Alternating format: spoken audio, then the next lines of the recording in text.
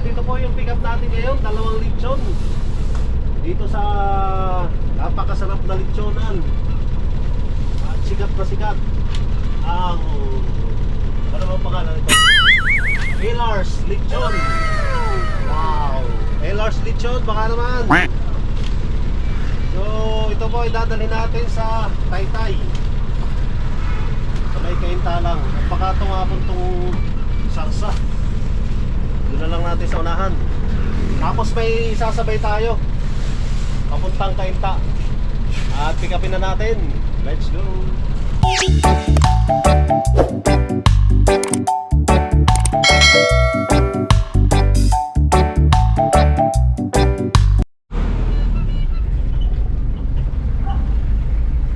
What's up mga ka-Tito Barn?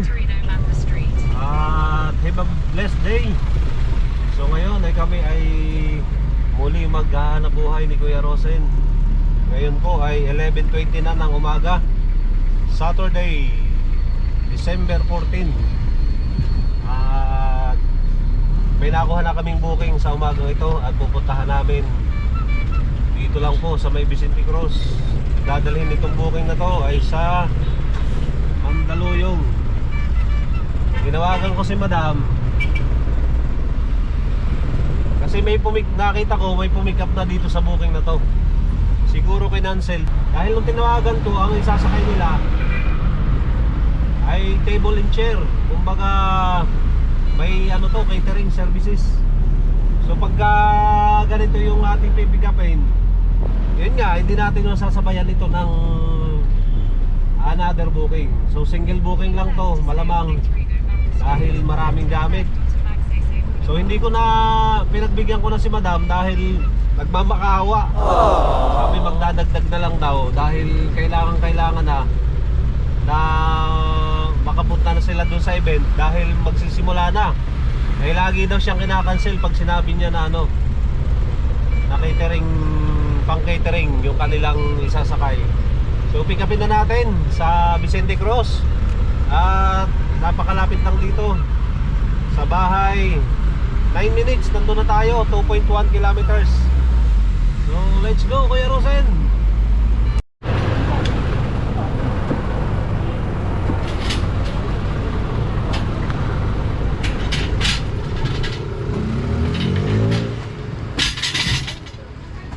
Hindi niya alam na ganitong close ba? Hindi, entry ban parehas. Parehas yung LB? Parehas Parehas. 1,000 kg yun. Gusto nyo naman malaki, dapat nag-update ng mga 2,000 kg. Kasi ano yan eh, by category. Hindi din lang po sa bigat, yung sa dami. Kasi mamaya pa yun.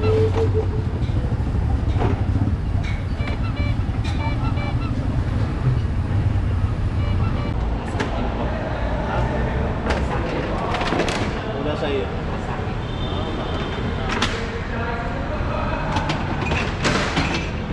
Ano sabi sa iyo? Magkano dadagdag nila?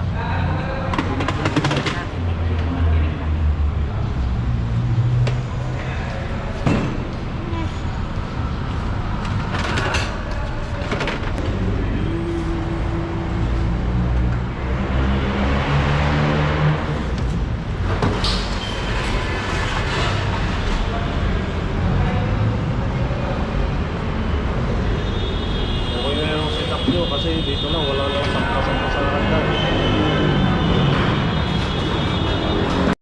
Dito po yung second pick up namin, 2 lechon. Dahil pati nga resibo, sir. Resibo. Binigay ko sa inyo, wala yun. Puti. Ayan pala. Okay na. So ito po idadalhin natin sa Taytay. Sa may Kaintalang. Napakatungapon tong sarsa. Doon na lang natin sa unahan. Tapos may isasabay tayo papuntang Kainta. At pick upin na natin. Let's go.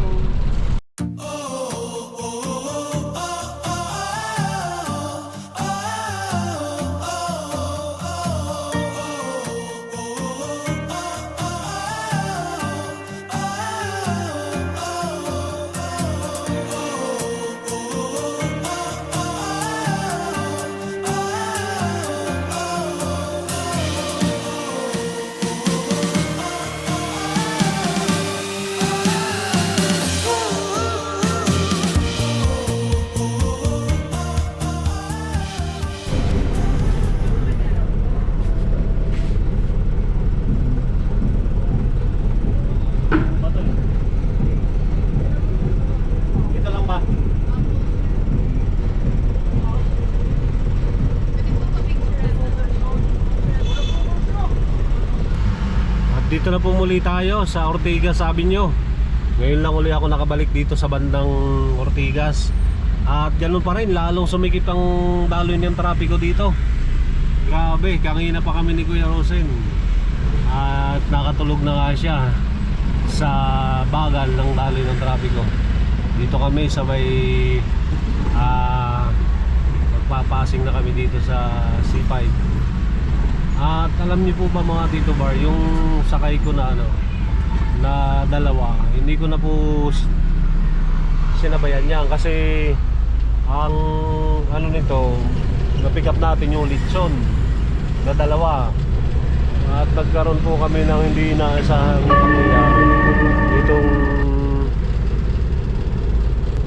yung malaking box po na yan, nung lumigo kami, biglang natumba.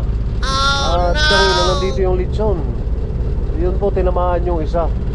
At syempre nagkasira yung yung sa may ulo.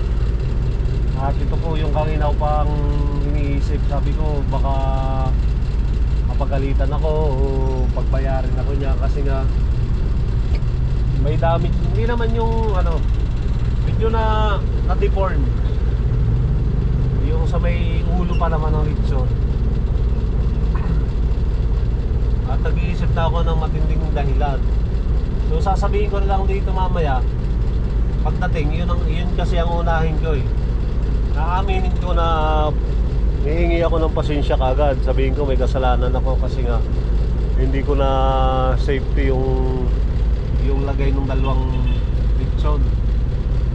So yun na lang yung talagang ko, makikiusap ako na chachap-chapin naman yung lechon eh. Ang nga lang, yung presentation ng lechon, yung buo. Ito yung ulo ng lechon. Dito bumagsak itong kahon na to. At pagbagsak niya, talagang sa lutong ng lechon, yun ang nangyari. Napisak yung ganitong So, update ko po kayo kung anong mangyayari doon sa natin. At hindi na nga ako mapaano. Kumbaga hindi kagaya ng dati nating pagdi-deliver na walang problema. Wala ang mo lang yung traffic kasi ang tagal ng pagdating. Ay ito pa. So Pasko naman ngayon. Eh siguro hindi naman tayo i-charge, so hindi naman sa atin kaya siguro pagsasabihan lang ako. At abangan natin kung anong mangyayari dyan. Sige po, talaga napaka-traffic pa rin.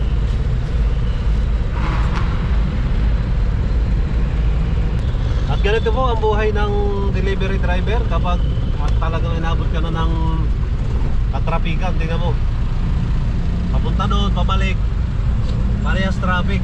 At syempre nahanap buhay tayo, inabot na tayo ng gutom. So nagdaan muna kami sa isang drive-thru para makakain.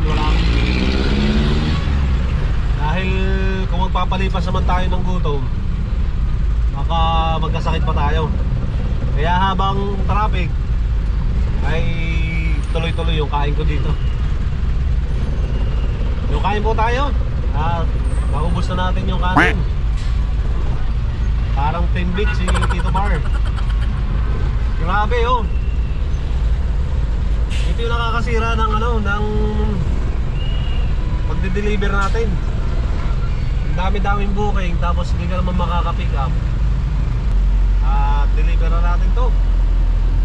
Kanina pa naghihintay yung nag-book ng lechon. Bira, baka hindi na yan maluto. Okay, let's go! Silaw. At yan po, ibaba na namin yung lechon. So hindi ko na pinabidyo kay Kuya Rosen kasi unang-una ang lakas nung mga tugtugan doon. Tapos siyempre rin ako, may kasalanan tayo eh. At okay naman, mababait naman yung yung nagpa-party doon dahil construction parang pa-party ng mga construction. At syempre alam mo naman pagka nasa middle class lang yung ating pamumuhay, ay okay lang sa kanila dahil nga kakainin din daw naman yon. Walang problema yan basta nakarating tayo. So ito naman ang ating di-deliver dito. So napaka-traffic na naman yung ating susungin. At tumawag na rin to kasi siguro nakikita ni sir na nilampasan natin sila. Kaya ako naman inuna yung lechon. Ay siyempre may party, kakainin na nila yung lechon. Kaya nakiusap na lang ako dito na inuna ko na yung lechon. At okay din naman. So nasold po yung inaalala ko kanina pa.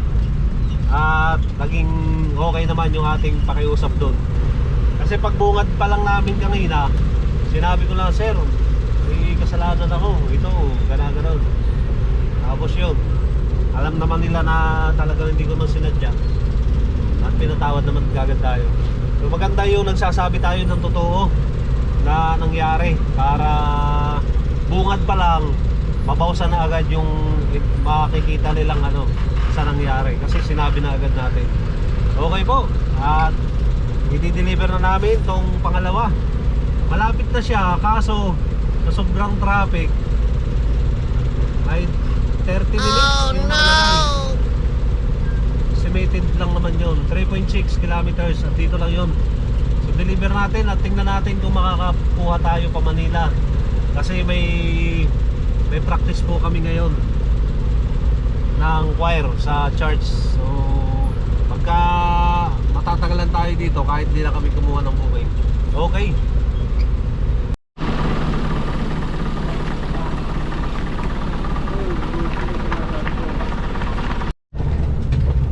At yan po, habang kami nagbababa nung yung box sa isa, nakita ko pa yung pinsan ko naglalalamog din. Hindi na pala na videohan ni Kuya Roset. At bago lang din sila pumasok sa lalamog. So nagtanong-tanong sila ng ng ibang strategy kasi naninibago pa siya. Sabi ko, hindi pa daw kasi nila na-try yung 4 na booking.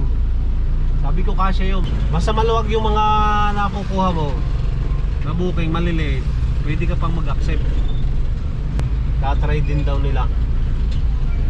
So yun, nakapasok tayo.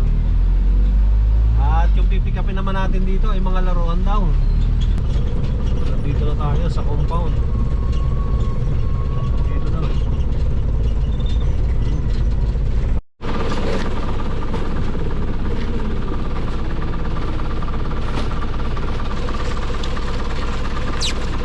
Paiba na lang puso.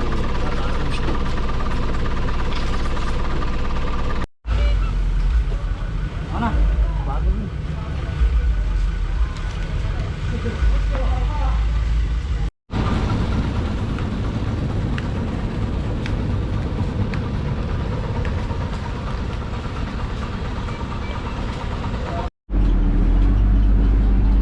Wow! Yan po ang Meralco. Ang daming painaw nila dito sa loob. Ganda ah. Mga puno.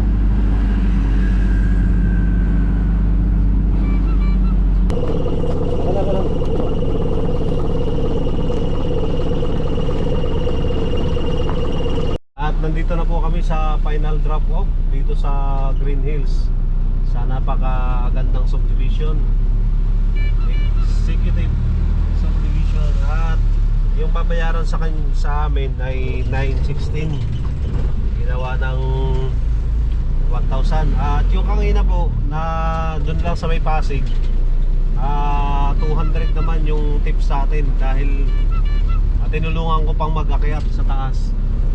So ang dami nang nag-tip sa atin ngayon. At goods na goods yung ating delivery for today. At ito, marami pang booking. So anong oras na? 9:55. 8:55, sorry. So makaka-pick up pa tayo ng malalapit lang.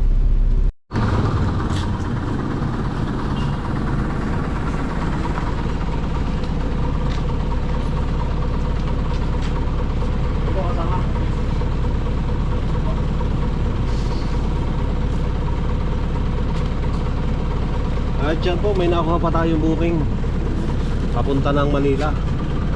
At ito po mga ka-Tito Bar, na pick up na natin yung another booking natin na papuntang Lucky Chinatown Plaza. At ito po ay anong oras na? Alas 9 na ng gabi, 9:45. So bakit tayo ginabi na? Dahil nga unang-una, tanghali na tayong lumabas. Pangalawa, inabot tayo ng traffic na pagkatagal-tagal. Pangatlo, ay napakatagal nung ating hinintay dun sa booking ng Mandawi. Kaya minsan nadadala akong pumick up ng mga kagaya ng Mandawi. Napakatagal, lalo pagka wala dun yung customer. So ikaw magpa-process nun. Tapos ang additional lang sa'yo yung waiting time. So pagka maraming booking, nalulugi tayo pagka kahit na may additional na waiting time. Yun lang yung mga dinanas ko ngayon na medyo mahirap at naantala tayo dahil dapat mas malaki yung ating kinita. Pagka ganitong December kasi super dami ng booking, kaya ang goal ko ngayon pag December hindi bababa tayo ng 4,000 yung ma-take home natin. Labas na dun yung diesel, yung mga kain. Kaya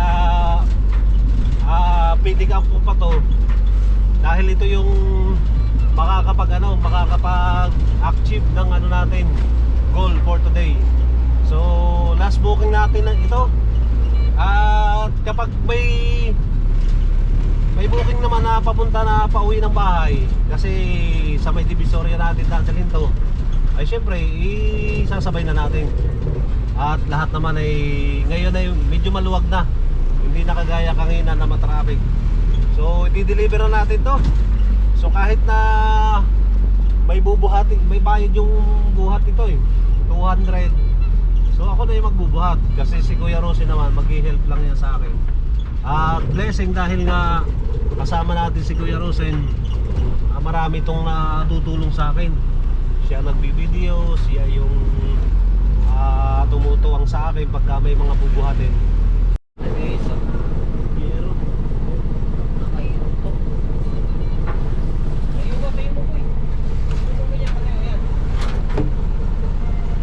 At yan po, na-deliver na namin. So blessing at talagang lahat ng customer natin ngayon ay puro may tip. Itong 1,000 na babayaran ni ma'am, kasi may buhat na yun ay ginawa niyang 1,250. So nang additional pa siya ng 250 for tip. At tingnan natin, baka ito na yung last natin na pick up dahil hindi na kami kukuha ng malalayong booking. At yan mga ka-Tito Bar, may nakuha pa tayo na booking. Akala ko hindi na kami kukuha. Talagang binibigyan pa tayo ng another booking. So additional na income to, 650. Sampalok lang yung dala. At napakalapit na ito, palapit ng palapit sa bahay. Kaya kinuha ko na mga lamisa at upuan daw. At nakalagay dito 50 piraso daw na upuan at lamisa na konti lang. So pick upin na natin. Time check 10:52. Time check 10:52 ng gabi. So parang 12 hours na yung naghahanap buhay sa araw na ito. Sa Lalamove, kasama na lahat, kasama na yung traffic na napakatagal. At ito yung ating kinita. So i-reveal natin mamaya kung magkano yung kinita natin. 12 hours nating biyahe kasama ang traffic, lahat ay ito yung ating kikitain. So tapusin muna natin to, itong booking na to. Talagang final na, hindi na kami kukuha ng another booking. So let's go. Lapit tayo, sir. Ligar pa lang Ano lang yan, mga 4 na kilometro lang siguro.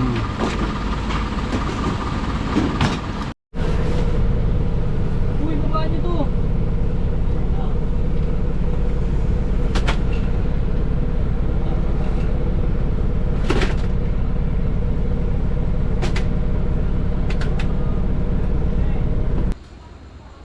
Good evening mga Tito Bar, nandito na kami sa bahay. Time check, alas 12 na ng madaling araw. So ito yung mga naging basura namin. Ang dami kasi nga sa daan na lang kami kumain sa sasakyan. So ang naging biyahe natin ay naka 8 booking po tayo sa biyahe natin. At kumita tayo ng 5,654.60 plus ang dami po nating naging tip. Naging tip natin for today ay 627. So plus natin yun ng 5,000 how much?